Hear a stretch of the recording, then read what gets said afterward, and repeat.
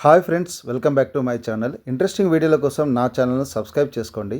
పక్కనే ఉన్న బెల్ ఐకాన్ని ప్రెస్ చేయడం ద్వారా నేను అప్లోడ్ చేసే లేటెస్ట్ వీడియోలు నోటిఫికేషన్ ద్వారా పొందండి.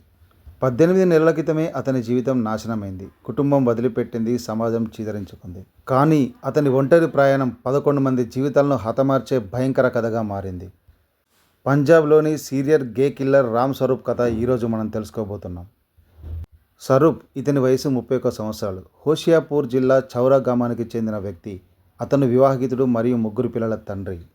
అయితే అతని హోమోసెక్సువాలిటీ కారణంగా అతని కుటుంబం 2 ఏళ్ల క్రితం అతన్ని వదిలిపెట్టింది. రామ్ స్వరూప్ స్వస్థలం హోషియాపూర్ జిల్లా చౌరా గ్రామం. అతని తల్లిదండ్రులు విద్యావంతులు, ఆర్థికంగా ఉన్నత కుటుంబమే. కానీ రామ్ స్వరూప్ లోపల ఇంకొకరు ఉన్నారు. అతనికి చిన్నప్పటి నుంచి ఆడవాళ్ళలా అలంకరించుకోవడం ఇష్టం. చెబితే ఇంట్లో వాళ్ళు కోపాడతారనే భయం. అందుకే తల్లిదండ్రులు లేనప్పుడు రహస్యంగా మేకప్ వేసుకొని మురిసిపోయేవాడు. ఆ రహస్య జీవితం చాలా ఏళ్ల పాటు అలాగే కొనసాగింది. అయితే 2005లో దుబాయ్ జీవితం అతనిలో మరో కోణాన్ని బయటకు తీసింది. అక్కడ స్వలింగ సంపర్కానికి అలవాటు పడ్డాడతను. ఆపై తిరిగి స్వదేశానికి వచ్చాడు. కొడుకులోని ఆ కోణం తెలిసి తల్లిదండ్రులు ఆందోళన చెందారు. నిపుణులతో కౌన్సిలింగ్ ఇప్పించారు. అయినా అతనిలో మార్పు రాలేదు. ఈ సంఘటన అతని జీవితం మరియు తర్వాతి చర్యలపై తీవ్ర ప్రభావాన్ని చూపింది. పంజాబ్ సీరియల్ కిల్లర్ రామ్ స్వరూప్ కథ అనేక భయానక అంశాలను కలిగి ఉంది. అతని కుటుంబం అతని హోమోసెక్సువాలిటీని అంగీకరించలేదు. కుటుంబం వదిలివేయడం అతని తీవ్ర మానసిక ఒత్తిడిని కలిగించింది. ఈ క్రమంలో మోద్రా టోల్ ప్లాజా వద్ద టీ వాటర్ బాటిల్ అమ్ముకునే మహీందర్ సింగ్ అనే వ్యక్తి ఆగస్టు 18వ తేదీన దారుణ హత్యకు గురయ్యాడు.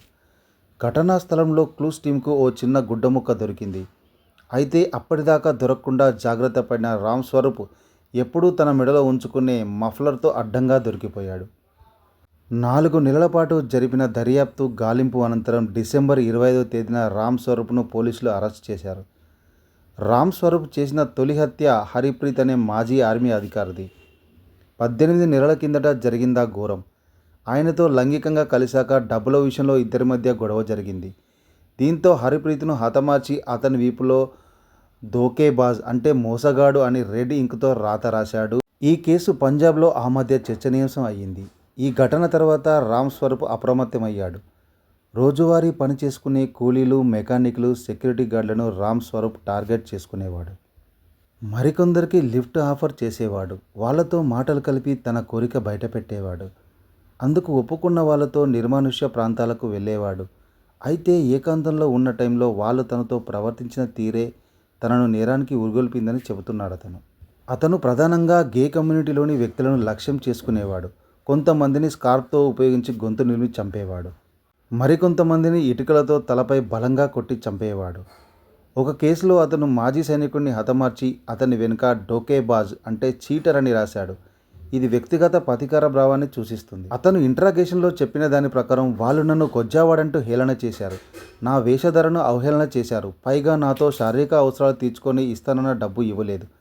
ఈ విషయాలు నన్ను ఎంతో బాధించాయి. అందుకే చేతికి ఏది దొరికితే దాంతో అక్కడికక్కడే వాళ్ళను చంపాల్సి వచ్చి అని తన నేరాంగీకారంలో పేర్కొన్నాడు. రాబోయే రోజుల్లో రామ్ స్వరూప్ నేర చరిత్ర ఏ సినిమాగానో, వెబ్ సిరీస్గానో తెర మీద చూడాల్సి వచ్చినా ఆశ్చర్యపోనక్కర్లేదేమో. మరిన్ని ఇంట్రెస్టింగ్ వీడియోల కోసం నా ఛానల్ను సబ్స్క్రైబ్ చేసుకోండి.